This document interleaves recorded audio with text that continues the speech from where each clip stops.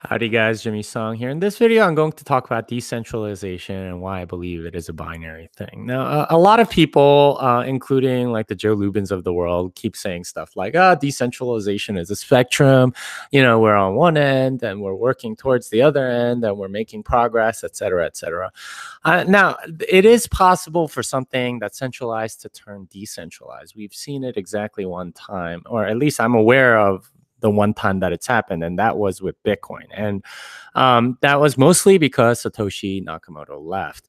And there's no single point of failure there. And if you own Bitcoin, it really is yours. It's not going to be someone else's because they decide that you don't deserve it or whatever. But that's essentially what I mean by decentralization. Do you actually is it really decentralized? There's no central point at which someone can take that thing away from you. And essentially everything that isn't Bitcoin in the cryptocurrency space has that entity. Now, if you are using Ethereum, for example, Vitalik may roll back your transaction. In fact, he has before with the DAO, and that was a big incident. If you're not familiar with it, it was like 3 years ago.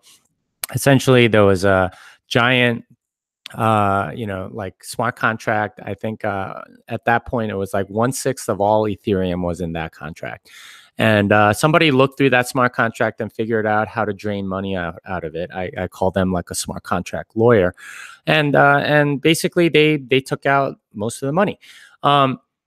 Vitalik didn't like that, and so Vitalik decided to roll back those transactions, and that's essentially what happened. Is all those people got their money back. Now that is, that those transactions were legitimate according to the rules of Ethereum, and like that was essentially Ethereum Classic's position. Hey, like those were still legitimate, so we're gonna keep going with it. But according to Vitalik, they weren't real Ethereum transactions, so he rolled them back. That is the ability of a central actor to take away or roll back something that the rest of the network would have, basically accepted. So that's centralized, right? Like, and this happens all the time. And centralization isn't necessarily a bad thing. Oftentimes, there are safety net, right? Like if somebody takes money from your bank account, right, like illegitimately, they'll either cover for the loss through FDIC insurance, or if the bank goes down, FDIC insurance will certainly cover that loss and so on. But essentially what they're doing is they are making you whole, right? But that same risk covering thing is the exact centralized entity that can take away your coins if they think you're illegitimate, right? There's a governing authority, and as soon as there's a governing authority, well, they have power over you, right? You are not the final say in who it goes to and so on, and that's essentially what centralization is.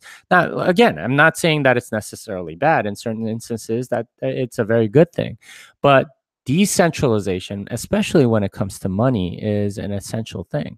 And to call it a spectrum when there's you either control your coins or you don't, you either control your data or you don't, suggests that it's not a spectrum. It's either something that you control or something that you don't, and that's it.